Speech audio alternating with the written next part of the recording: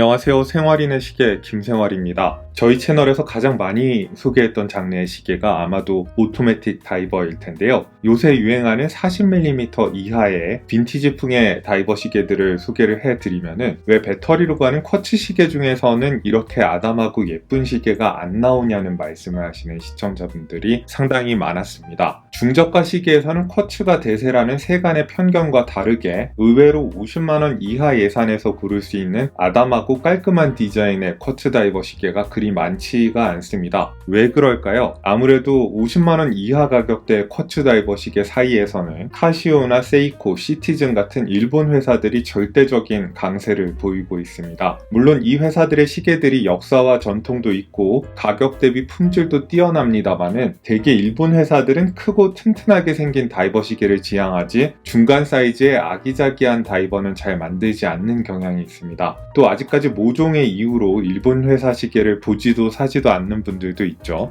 그러면은 중저가를 타겟으로 하는 스위스 대기업들의 시계들이 확실한 대안을 주는가 하면 그것도 아닙니다. 제가 좋아하는 글라이신도 그렇고 한국에서 인기가 높은 티소도 그렇고 40mm 이하의 중간 사이즈의 다이버 시계는 잘 만들지 않는 경향이 있습니다. 게다가 자꾸 이 브랜드들은 쿼츠 다이버에다가 크로노그래프를 얹어놓는데 깔끔한 시계를 지향하시는 분들 눈에는 이게 굉장히 지저분하게 보일 수 있습니다. 저는 이런 시계를 볼 때마다 디자이너를 찾아가서 따지고 싶어요. 기능적으로 봐도 다이버 시계는 베젤을 타이머로 쓸 수도 있기 때문에 굳이 크로노그래프 컴플리케이션을 얻는 게 필요하지가 않습니다. 혹여나 크로노그래프 때문에 이 시계들 굳이 찾는 분들이 있는지는 모르겠지만요. 섬세한 취향을 가진 분들한테 어필할 만한 40mm 이하의 사이즈와 클래식한 디자인이라는 두 가지 조건을 모두 갖춘 쿼츠 다이버 시계는 매우 드뭅니다. 이러한 현실을 감안할 때 오늘 보여드릴 스코브 안데르센의 1926 시리즈는 귀한 시계이고 좀 더 널리 소개될 가치가 있다고 생각합니다. 제 생각에 살짝 리테일가가 비싸게 책정된 경향이 있음에도 불구하고 선주문 기간 동안 여러 차례 품절이 됐는데 현재 시장 상황에서 이 시계가 가진 희소성이 수요에 반영된 게 아닐까 추측을 해봅니다. 스코브 안데르센은 또 저희 채널 리뷰 송출 기간에 맞춰서 일주일 동안 20% 할인을 연장합니다. 할인과 구매 정보는 영상 정보와 고정 댓글란에 있으니까 참고를 해주시고요. 할인된 가격으로는 가격이 30만원대 후반으로 떨어지고 관부가세 18.8%를 합치면 예상 총 지불 비용은 40만원대 초반입니다. 자세한 정보는 고정 댓글과 영상 정보란에 남겨두도록 하겠습니다. 요즘 가격대를 막론하고 엄청난 유행을 일으키고 있는 1950~60년대 풍의 다이버 시계입니다. 아마도 이 장르의 시계들을 크게 롤렉스의 빅크라운 서브마리너에서 영향을 받은 경우랑 블랑팡 50 패덤스로부터 영향을 받은 경우 아니면은 당시에 스킨다이버 스타일로부터 느슨하게 영향을 받은 경우 이렇게 세 가지로 구분을 할 수 있을 텐데 며칠 전에 살펴본 발티게 시계가 블랑팡으로부터의 영향이 강하게 느껴지는 시계라면은 스코브 안데르센의 이 시계는 롤렉스로부터의 영향이 강하게 느껴집니다. 1926은 저희 채널에서 작년 12월에 빈티지 블랙 색상과 블루 색상으로 한번 소개를 해드린 적도 있습니다. 오늘은 올 블랙과 올 스틸 모델을 보여드리려고 합니다. 같은 시리즈에 속한 시계이지만은 사실상 다른 시계라고 봐도 무방할 정도로 느낌이 상당히 다릅니다. 특히 올 스틸 버전의 경우에는 멋지게 브러쉬가 되어 있는 스틸 베젤이 시계에 좀 더 강인한 분위기를 더해줍니다. 1926이 기본적으로는 50년대 말에 서브마리너를 많이 참고하고 있는 디자인이기 때문에 비슷한 시계를 레퍼런스로 두고 있는 튜더의 블랙베이 스틸 모델과도 느낌이 비슷합니다. 블랙베이 스틸의 중저가 대안으로 추천할 만한 시계라고 생각이 되고요. 광택이 없는 검은색 PVD 케이스에 검은색 시분침과 검은색 나토줄을 채택한 올 블랙 버전의 경우에는 전술 시계 내지 밀리터리 다이버 시계풍의 느낌을 원하실 때 추천할 만한 시계라고 생각합니다. 이 올 블랙 모델은 시계 전체가 검은색이어서 다른 모델보다 조금 사이즈가 작아 보입니다. 40mm 사이즈도 크다고 느끼시는 손목이 가는 분들께 추천을 드릴 수 있을 것 같아요. 자, 그러면은 상세하게 시계를 들여다보면서 이야기를 해보도록 하겠습니다. 1926의 케이스 직경은 40mm이고 러그 투 러그의 길이는 48mm입니다. 200m 방수 성능에 유리와 케이스백을 포함한 두께는 12.1mm입니다. 메탈줄을 장착했을 경우 무게는 140.5g이 나오고요. 나토줄을 장착했을 때의 무게는 74.2g입니다. 러그 너비는 20mm로 줄질에 상당히 친화적인 사이즈를 갖고 있습니다. 게다가 퀵 릴리즈 바를 달아둬서 줄질을 더 편하게 하실 수 있도록 만들어놨습니다. 기본 메탈 줄의 너비는 20mm로 시작해서 18mm로 좁아졌다가 다시 클래스프 부분에서 20mm로 커지는 형태입니다. 나토 줄의 경우는 처음부터 끝까지 20mm로 너비가 일정합니다. 15.2cm 손목 둘레의 노생활림 손목에 올려놓은 모습을 보시면은 얇은 손목을 가진 남자분이나 여자분들한테도 잘 어울릴 만한 그런 사이즈의 다이버 시계라고 생각이 되고요. 만약에 40mm도 부담스럽다라고 생각하시는 경우에는 검은색 모델이 체감이 다른 40mm 1916에 비해서 조금 작은 느낌이 있습니다. 그러니까 검은색으로 가시는 게 올 블랙 버전이 얇은 손목을 가지신 분들한테는 더 좋은 선택일 수 있겠다는 생각이 들고, 제 17.8cm 손목 둘레에 남자 손목에 올라온 모습을 보시면은 살짝 아담한 중간 사이즈 다이버 시계임을 확인하실 수 있는데, 그렇다고 또 너무 존재감 없이 작은 건 아니고, 사실 이 40mm가 롤렉스 서브마리너의 사이즈잖아요. 그래서 굉장히 무난하게 느껴지는 사이즈의 시계입니다. 쿼츠 모델이니까 두께가 그렇게 과도하게 두껍지 않아서 중저가 다이버 시계치고는 굉장히 단정하고 편안한 착용감을 가진 시계라고 이야기할 수 있겠습니다. 크라운 가드 없이 비교적 큰 편의 6mm 지름의 용두가 3시 방향에 위치해 있습니다. 크라운 가드 없는 이 비교적 큰 용두와 다소 길고 얇은 듯한 러그의 모양 때문에 케이스는 다분히 빅크라운 서브마리너 붕 디자인의 자장권 안에 있다고 말할 수 있습니다. 소재는 당연히 316의 스테인리스 스틸이고요. 정면에서 보면 윤곽이 상당히 깨끗하고 측면에서 보면은 유선형으로 손목을 잘 감싸도록 설계가 되어 있습니다. 정면은 사틴 브러쉬로 곱게 피니시를 해놓고 측면은 폴리시로 피니시를 하는 무난한 선택을 했습니다. 오이스터 메탈즈 같은 경우에는 정면을 다 브러쉬를 해놓고 측면에 폴리시를 적용했고요. 피니시는 엄청나다 싶은 건 아니고 이 가격대에서 기대할 만한 무난한 수준입니다. 대체로 이 가격대의 시계들이 브러쉬의 수준은 꽤 괜찮은 게 많은데 폴리시가 살짝 덜 쨍한 느낌이 있습니다. 이 시계도 브러쉬는 괜찮고 폴리시는 살짝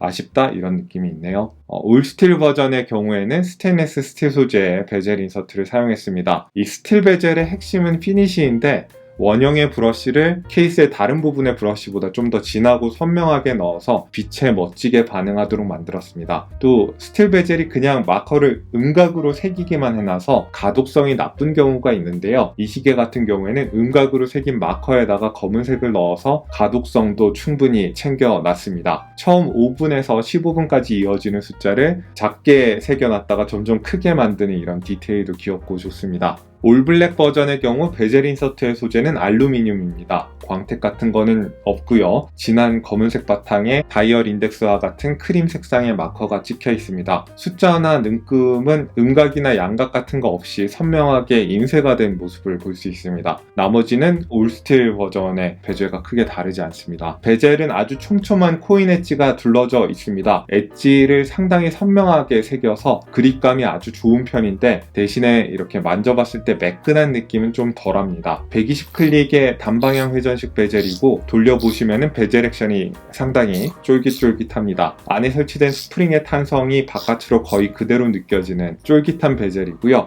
클릭감이 아주 선명하고 백플레이는 거의 없습니다. 하지만 저는 이거보다 묵직한 클릭 소리를 더 좋아하는 편인데 이건 개인의 취향 문제일 것 같고요. 나름대로 준수한 클릭감을 보여주는 베젤 액션입니다. 시계 유리는 내부에 무반사 처리가 되어 있는 도명의 사파이어 크리스탈을 채택했습니다. 다이얼을 약간 확대해서 볼록하게 보이게끔 하는 걸 봐서는 더블돔이 아니라 싱글돔으로 보이고요. 이 싱글돔이 시각적 왜곡 효과가 재밌긴 한데 약간 반사가 더블돔보다 심한 경향이 있습니다. 올스틸 모델의 경우에는 블루 색상의 다이얼을 채택하고 있는데, 이게 조명이 강하지 않은 곳에서는 거의 검은색과 분간이 안 되는 진한 파란색입니다. 선버스트 처리도 들어가 있어서 밝은 곳에서는 브러쉬된 베젤과 함께 꽤 빛에 화려하게 반응을 합니다. 도명 다이얼과 인덱스의 구성은 깊이감을 구현하기 위해서 상당히 신경을 썼습니다. 다이얼이 도명이어서 가장자리 부분은 살짝 밑으로 꺼져 있고요. 흰색의 프린트로 챕터링이 인쇄가 되어 있습니다.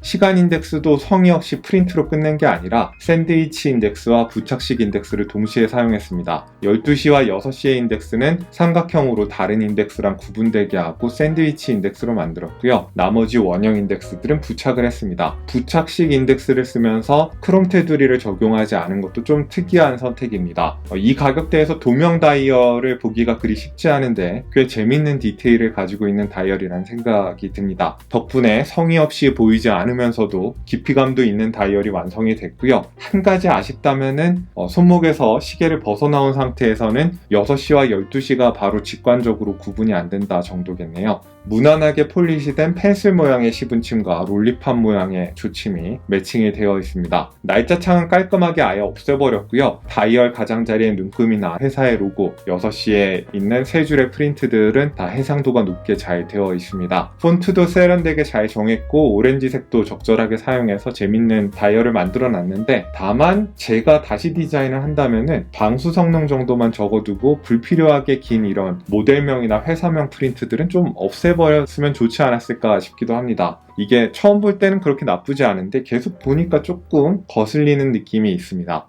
올블랙 모델의 경우도 같은 시리즈에 속하는 시계이니만큼 구성이 크게 다르진 않습니다. 광택이 없는 무광의 검은색 다이얼에다가 크림색 인덱스를 사용을 했습니다. 시분 초침에도 크림색 야광 도료를 사용을 했는데 검은색 페인트로 나머지 부분을 덮어버린 게 상당히 인상적입니다. 이런 스텔스 시분 초침은 멀리서 보면은 야광 도료가 발라진 부분만 다이얼에서 동동 떠다니는 듯한 재밌는 느낌을 줍니다. 케이스를 뒤집어 보시면은 뒷면에는 스쿠브 안데르센의 시계답게 덴마크 코펜하겐의 스카이라인이 새겨져 있습니다. 나름 다이버 시계라고 파도의 물결을 케이스백에 이렇게 표현해둔 게 귀엽게 느껴지고요. 당연히 스크류인 케이스백이어서 나중에 배터리를 갈아야 될 때 쉽게 여닫을 수 있습니다. 이 시계의 무브먼트로는 세이코사의 VH31A가 들어갔습니다. 오토매틱 시계의 부드러운 초침 움직임은 좋아하지만은 쿼츠처럼 관리하기 편한 시계를 찾는 분들을 겨냥한 무브먼트라고 할 수 있습니다. 1초에 4번 초침이 움직여서 오토매틱만큼 부드럽지 않아도 어느 정도 연결되는 느낌을 갖고 있습니다. 다만 초침이 이렇게 움직이는 대신에 배터리 수명은 다른 쿼츠 무브먼트보다 살짝 짧은 편입니다. 배터리의 기대 수명이 2년이고 한 달 오차는 플러스 마이너스 15초 안쪽입니다. 그런데 생각해보시면은 프레드릭 콘스탄트의 슬림라인 쿼츠 시계에 들어가는 론다 무브먼트도 배터리 수명이 2년입니다. 뭔가 좀 얇다거나 이 시계처럼 초침이 신기하게 움직인다거나 하면은 배터리 수명이 짧아지는 거는 현재 기술로서는 어쩔 수 없는 것 같습니다.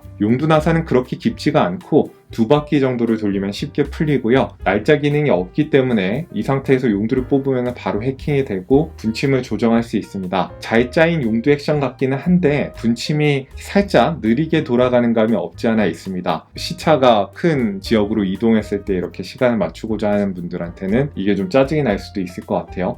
다 맞춘 다음에는 꼭 돌려서 잠궈줘야겠죠? 그래야 방수 성능이 보장이 되니까요. 다이버시 게임을 감안했을 때 야광도 조금 실망스러운 면이 있습니다. 애초에 밝지도 않고 금방 사라진다고 해야 할까요? 그리 특별한 장점을 이야기하기 힘든 야광이고, 게다가 올스틸 버전의 경우 60분 마커의 야광이 실종된 것이 좀 아쉽습니다. 메탈줄은 유격이 없는 솔리드 엔드링크를 채택을 했습니다. 케이스와의 유격이 없도록 잘 설계된 엔드링크입니다. 게다가 퀵 릴리즈 스프링바를 달아줘서 쉽게 시계줄 교체를 할 수 있도록 배려를 해줬습니다. 길이 조정은 푸시핀 방식으로 하도록 되어 있고요. 클래스프의 경우에는 쉽게 풀 수 있는 푸시 버튼은 없지만은 풀기에 그렇게 뻑뻑하지 않고 이중 잠금 방식으로 튼튼하게 만들어 놨습니다. 미세 조정 구멍도 4개를 뚫어놔서 손목 굵기에 맞게 메탈줄의 길이를 조정할 수 있고요. 전에 이 오이스터 스타일의 메탈줄이 엔드링크 윤곽이 너무 평평하고 밋밋하다는 단점을 지적한 적이 있습니다. 그런데 이 부분 말고 메탈줄의 나머지 조각은 꽤 윤곽도 살아있고 멋진 디테일이 있습니다. 꽤 실체감도 있고 잘 짜여 있기도 하고, 그래서 제가 지난번엔 좀 별로라는 식으로 평가를 했는데 적어도 이 올스틸 버전의 시계에서는 이 오이스터 스타일의 메탈줄이 나름대로 잘 어울리고 괜찮습니다. 올블랙 버전의 경우에는 나토줄을 주는데요. 광택이 전혀 없는 밀리터리 스타일의 나토줄입니다. 나토줄 자체는 별로 특이할 만큼 좋다거나 나쁘거나 할 만한 게 없습니다. 정말 평균적인 품질의 나토줄이고, 끝에 이 버클은 핀버클 형태인데 브러쉬가 되어 있습니다. 스코브 안데르센은 시계줄을 무료로 하나 더 선택할 수 있게 해주니까 취향에 따라서 적당한 시계줄을 하나 더 고르셔도 좋을 것 같습니다. 실리콘 줄도 좋을 거고 빈티지풍의 다이버라서 의외로 가죽줄도 잘 어울릴 거라는 생각이 듭니다. 총평입니다. 스코브 안데르센의 1926은 꽤 까다로운 디자인 취향을 가진 쿼츠 시계 유저들을 만족시킬 수 있을 만한 괜찮은 다이버 시계입니다. 부실한 야광이나 다이얼의 프린트 같은 사소한 트집은 잡을 수 있어도 적어도 디자인에서 약점이 있다고 말할 수는 없는 시계입니다. 최근 몇 년간 1950년대와 60년대풍의 다이버 시계들이 시장을 휩쓸고 있습니다. 튜더의 블랙베이 58에서부터 오리스의 65나 라도의 캡틴 쿡에 이르는 메이저 브랜드들의 시계는 물론이고 발틱이나 NTH, 만 같은 마이크로 브랜드들도 이 시기 시계들의 디자인으로부터 깊이 영감을 받은 모델들로 좋은 반응을 얻고 있습니다. 2010년대 초반에는 크고 묵직한 다이버 시계가 대세였는데 요즘은 비례가 세련되고 더 얇고 단정한 빈티지풍의 다이버 시계들이 대세가 되어가고 있습니다. 그런데 중저가 쿼츠 시계 팬들은 이 유행에 동참하고 싶어도 그동안은 마땅한 후보가 많지 않았습니다. 1926은 시장의 이러한 틈새를 효과적으로 공략하는 시계입니다. 하지만 중간 사이즈의 빈티지풍 다이버 시계에 관심이 없으시거나 오토매틱처럼 초침이 부드럽게 가는 쿼츠 시계를 따로 찾으시는 게 아니라면 1926이 가격상의 큰 메리트가 없을 수도 있다는 이야기를 할 수 있겠습니다. 그리고 스코브 안데르센의 디자인 기조가 마음에 드시는데 오토매틱 모델이 나왔으면 좋겠다고 생각하실 분도 있을 것 같은데 마침 오토매틱 모델이 이번 달 말에 출시 대기 중입니다. 스코브 안데르센의 첫 번째 오토매틱 다이버 시계도 입수하는 대로 여러분들께 공개를 하도록 하겠고요. 오늘도 여러분들께 유용한 정보가 됐기를 바라고요. 여기는 생활인의 시계였습니다. 안녕히 계십시오.